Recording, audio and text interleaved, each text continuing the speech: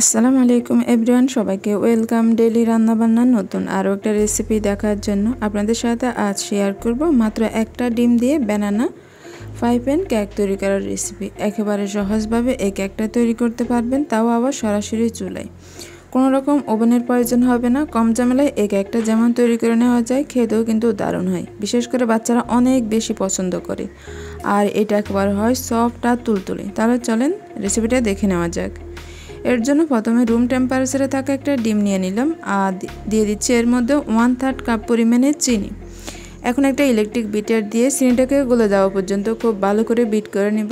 আপনাদের হাতের কাছে যদি ইলেকট্রিক বিটার না থাকে, হ্যান্ড উইচ, কাঁটা চামচ কিংবা ডাল ঘুটনি দিয়েও এই মিশ্রণটা তৈরি করে নিতে পারবেন। যখন মিশ্রণটা এরকম লাইট কালার হয়ে যাবে আর একেবারে চিনিটা গলে যাবে, তখন বুঝতেই পারবেন যে মিশ্রণটা রেডি।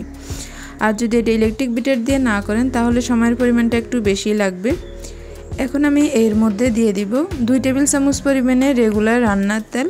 সেই সাথে দিয়ে দিব সামান্য পরিমাণের ভ্যানিলা এসেন্স। হাতের কাছে যে ধরনের এসেন্স থাকে সেটা দিতে পারেন, তা না হলে সামান্য পরিমাণের এলাচের গুঁড়োও দিতে পারেন। এখন এটাকে আবারও লো স্পিডে রেখে খুব ভালো করে মিশিয়ে নিচ্ছি।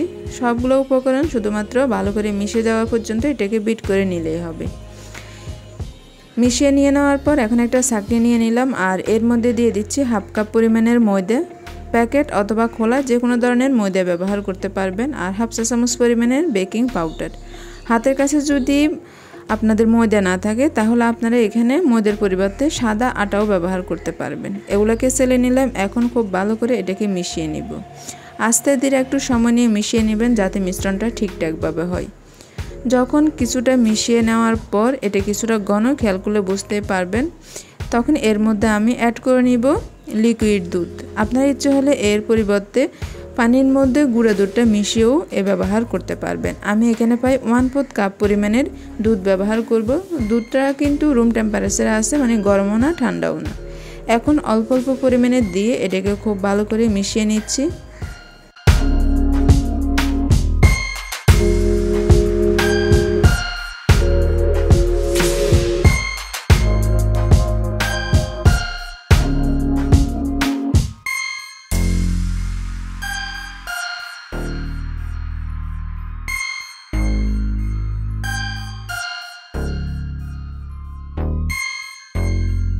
আমি 3 থেকে 4 বারই অল্প অল্প পরিমাণে দুধ দিয়ে এই মিশ্রণটাকে রেডি করে নিব, কারণ এটা অতিরিক্ত পাতলাও রাখা যাবে না, আবার একেবারে ঘনও করতে পারবেন না। ঠিক কীরকম ঘনত্ব রেখে এটা তৈরি করতে হবে সেটাও আমি আপনাদেরকে একটু দেখিয়ে দিব। তবে বলবো এই কাজটা একটু আস্তে ধীরে সময় নিয়ে করবেন, যাতে মিশ্রণটা পারফেক্ট হয়। আর মিশ্রণটা যদি পারফেক্ট না হয়, তাহলে কিন্তু আপনাদের কেক সফট আর তুলতুলে হবে না।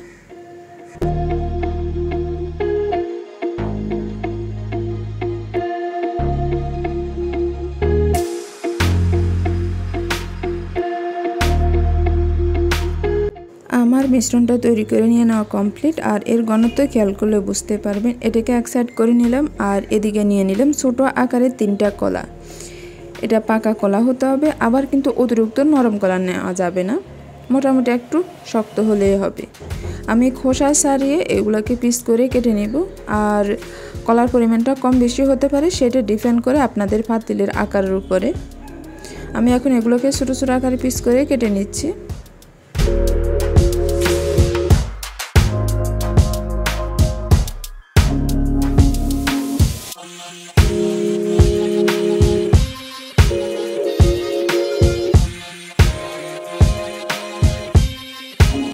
কেটে নিয়ে নেওয়া কমপ্লিট। এগুলোকে আমি এক সাইড করে নিব। আর যে প্যানে করে আমি মূলত কেকটা তৈরি করব, সেই প্যানটা নিয়ে নিলাম। এখন এর মধ্যে প্রথমে আমি দিয়ে দিচ্ছি অল্প পরিমাণে তেল। তেলটা দিয়ে খুব ভালো করে ব্রাশ করে নিব।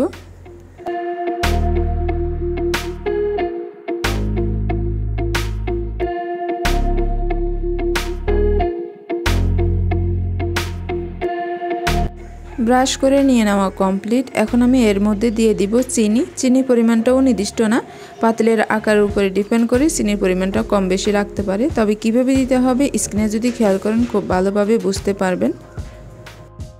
চিনিটা দিয়ে দেওয়ার পর এখন আমি যে কলাটা পিস করে কেটে রাখছিলাম তা দিয়ে দিচ্ছি। এটাও কিভাবে করবেন খেয়াল করেন, তাহলে কিন্তু বুঝতে পারবেন।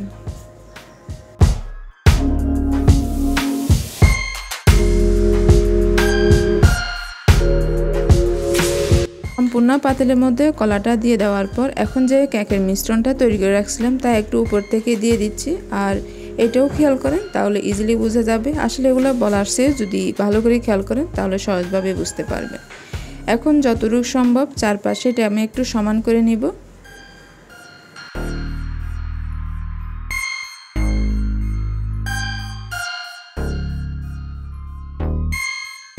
সমান করে নিয়ে নেওয়ার পর এখন এটাকে একটু ট্যাপ করে নেবেন। এরপর ঢাকনা দিয়ে ডেকে এটাকে সরাসরি বেক করে নিতে পারবেন। যেহেতু এটা চুলাই করব তাই আমি প্রথমে চুলার আঁচটাকে মিডিয়ামে রেখে 10 মিনিট এই তাওয়াটাকে হিট করে নিলাম, মানে খুব ভালো করে গরম করে নিলাম। এরপর কেকের পাতিলটা এর উপরে দিয়ে দিলাম। এখন চুলার আঁচটাকে কমিয়ে দিব, মানে মিডিয়াম আলোর মাঝামাঝি থেকে একটু কমিয়ে দিব। খেয়াল করলে বুঝতে পারবেন। এই অবস্থায় আমি এটাকে রেখে দিব প্রায় 20 থেকে 30 মিনিট। চুলার তাপের উপর ডিপেন্ড করে কম বেশি সময় লাগতে পারে। আমি প্রায় 25 মিনিট পর ফিরে আসলাম আর ঢাকনাটা খুলে একটা টুথপিক ঢুকে এটা চেক করে নিচ্ছি। টুথপিকটা যদি ক্লিন আসে তাহলে বুঝতে পারবেন যে এটা হয়ে গেছে। আমার এটা হয়ে গেছে। এখন এটাকে আমি নামিয়ে নিব। নামিয়ে এখন এটা প্লেটে নিয়ে নিলাম আর আপনাদেরকে দেখিয়ে দিচ্ছি। অনেকে ভাবতে পারেন যে এটা পুড়ে গেছে, আসলে পুড়ে যায়নি। যেহেতু এখানে চিনি ব্যবহার করছিলাম তাই এটা চিনিটা অতিরিক্ত ক্যারামেল হয়ে কিছুটা কালো রং ধারণ করছে। তবে খেতে কিন্তু দারুণ ছিল। তাই আশা করব একবার হলে ট্রাই করে দেখবেন। আর যাদের বাসায় ছোট বাবু আছে তারা অনেক বেশি পছন্দ করবে। রেসিপিটা আপনার কাছে কেমন লাগছে তা অবশ্যই কমেন্ট করে জানাবেন। আর একটু কাছ থেকে দেখিয়ে দিচ্ছি এটা কি পরিমাণ সফট আর তুলতুলে দেখেন। আমি রেসিপিটা আজকের মতন এখানে শেষ করলাম। ভালো লেগে থাকলে ফ্যামিলি অ্যান্ড ফ্রেন্ডদের সাথে শেয়ার করবেন। আর পরবর্তী রেসিপি দেখার আমন্ত্রণ রইল। এতক্ষণ ধরে রেসিপিটা দেখার জন্য সবাইকে অসংখ্য ধন্যবাদ। আল্লাহ হাফেজ।